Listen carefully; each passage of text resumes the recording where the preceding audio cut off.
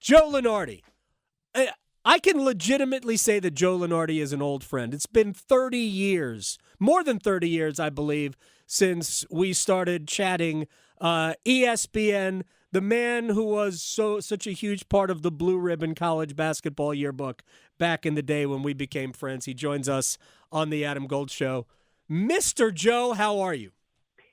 Adam, you are on quite the rant here today. Oh, it's what I do every day, Joe. I got 3 hours to do this. Well, rant is a 4-letter word, and I'll leave it to you. Oh, my gosh. Oh my God. Very nice. All right, let me I am not here. First of all, I want to read this just because it made me laugh. I was reading your piece today, which is why I'm in trouble now. No, you're not. This is not even about the ACC. All right, well, sort of is, but it's not really. Because you have your thoughts going into the Sweet 16, and I'm reading this right from ESPN.com. Big East media shills have been even more obnoxious than their ACC counterparts, which is really saying something. I'm sorry that made me laugh. Why do you think both the ACC and the Big East are really upset? Why do you think people who cover these two leagues are upset? Part of it, I think, I hate to say it, is a sense of entitlement. Particularly in the case of the ACC. And if I were sitting in those places, I'd probably feel the same way. We've always been great. We've always been the best conference. Therefore, we must still be, and that must be reflected in NCAA tournament appearances and participation. I've been trying to say nicely since the pandemic that the on-court basketball part of the ACC has declined. It doesn't mean it isn't the greatest conference in the history of the sport. It clearly is. It isn't right now. Right. And I think, when you go from Zion Williamson as your player of the year to, who was it last year? Isaiah Wong. Right. And I don't have anything against Isaiah Wong at all. He went to high school 3 miles from where I'm sitting. Right. But I mean, that's a pretty big drop-off. We're used to, like, the highest end lottery picks coming from, Duke and Carolina or Tim Duncan or whomever. And, it's anything but bad. It is not bad. It's just not elite. All right, let me just... That doesn't have a lot of elite anymore. Well, let me just jump in here about the... First of all, look, I'm not sure what the Player of the Year in the NBA draft has to do with anything, because Duke had 2 players taken in the top 20 of the draft last year, and neither of them made first team All ACC. The draft is different from who the Player of the Year is. We just watched the and that's what I argued. I argued the Player of the Year. I wasn't talking about this. Right. The ACC's had tons of great players that go early in drafts that weren't Player of the Year. So, fair point. So I'm not sure what one has to do with the other. Here's my read on why ACC, and I'm throwing the Big East in with it. By the way, you said they were more obnoxious than we in the ACC. Man, you must love going on radio shows in Milwaukee and in northern New Jersey. Well, I mean, look, both leagues have what statisticians would call a specious argument. All right, well, here's my argument, because it is not in favor of the Atlantic Coast Conference, because I try to be as honest as I can. The truth of the matter is that the ACC was a 5-bid league. I believed that. I believed they were a 5-bid league. Now, for a long time, it was going to be 4, because I thought really throughout the beginning of the early part of the conference season that NC State was going to be as good as they are now. I'm not saying they would have been a Sweet 16 team, but that they would have been in the field had they played to their capability throughout the year, which they did not. So I'm not surprised that the Wolfpack are in the Sweet 16 at all, based on, I think, the way they can play. Pittsburgh would have been a much better choice than Virginia. I've watched both of those teams play too much. I don't for the life of me understand. I do. The resume, Pitt's resume, wasn't good enough. Virginia's resume, which was compiled entirely in November and December, was good enough, but they were trash by the end of the year. I am not surprised that they stunk. But here's my overall point. It's not that the ACC and the Big East weren't treated fairly. It's that other conferences were elevated when they really shouldn't have been. I've been on this at one point, the Big 12 was a 9-bid league. Nobody can show me a reason why TCU and Texas Tech should have been in this field, and Texas Tech was a 6 seed. What were their non-conference credentials that got them in the field over Pitt, who had no non-conference credentials, or Wake, who had no non-conference credentials? That was my argument all year long, is that we elevated teams that didn't need to be elevated. We made more of BYU than they ever should have been, and it made the Big 12 appear to be much better than it was. I just find the whole topic to be kind of ironic. And I'll tell you why, Adam. If we had had this conversation 5 years ago or 10 years ago, and maybe we did, what the ACC people are arguing about with the Big 12, quote unquote, gaming the system. Yeah. And whether they did or they didn't is a matter of debate. I did a pretty exhaustive, day and a half math deep dive on the whole thing that was inconclusive at best.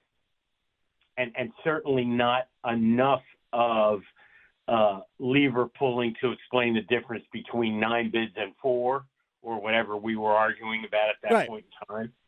But in the old days, the ACC invented gaming the RPI and was great at it.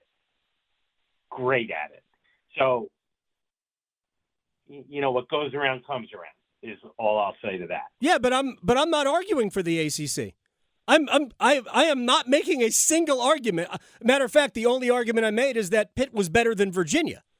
Was the only. I am not saying the ACC should have had 6 teams in the field. I'm saying that all year long, and the committee can say what they want.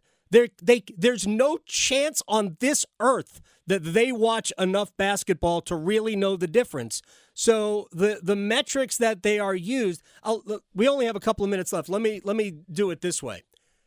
Do conferences get bids, or do teams get bids? Teams absolutely. All right. My follow-up to that is how? Because again, TCU and Texas Tech had 0 credentials to be on the out. I mean, they could have been in the at-large pool, but it would have been at the back end based on what they did in their non-conference, and they were just okay teams, just like some of the other teams, just like a Providence, just like a Seton Hall, just like a St. John's. They didn't even try outside of their league, and so I guess my point is that we can pretend that leagues don't get bids, but ultimately their merits are decided by what they do in their league. And if everybody in the league is elevated, it makes it easier for them. So I think leagues do get bids. All right. Well, since we're short on time, I'm going to make 2 very brief, very clear points. Okay. One is, essentially, we had a 63-team field this year because of all the upsets. Yeah, we had a lot of. I mean, State stole a bid. Yeah, and we know that 2 ACC teams and 3 Big East teams were among the 5 or 6 to just miss. Mm-hmm. So, most of this is just bad timing and bad luck. Period. Right. There was no room at the end.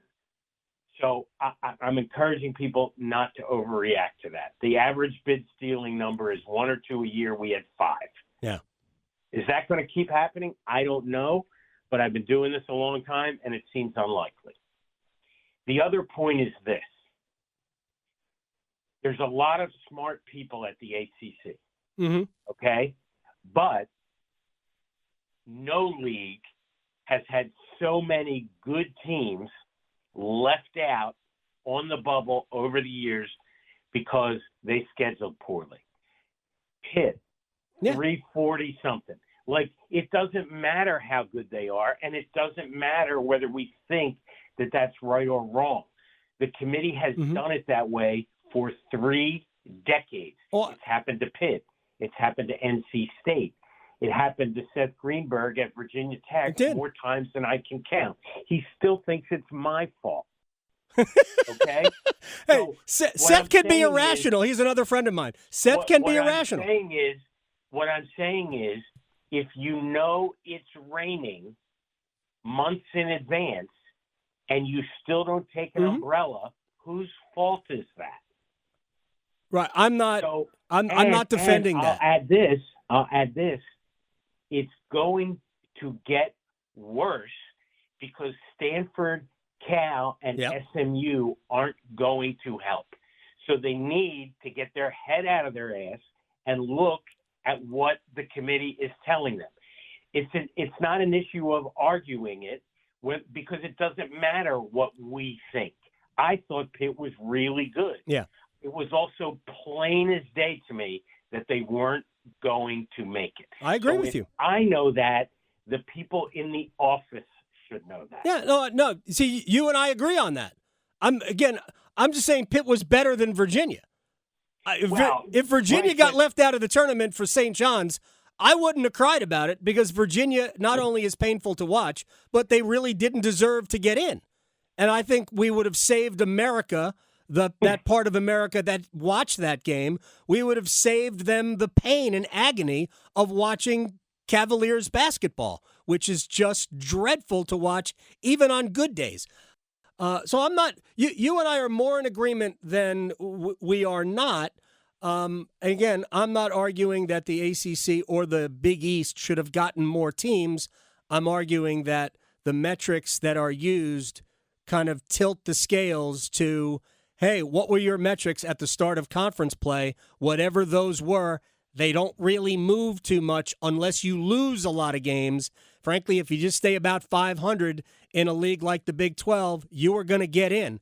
And pretty much they all did, even though, and you mentioned Pitt's non-conference strength of schedule. Oh, the Big 12s were terrible. So tell me again why they didn't game the system? No, but they knew before the season that they were going to have more quad one opportunities in league play. I'm not saying that's right or wrong. I'm just giving you their rationale.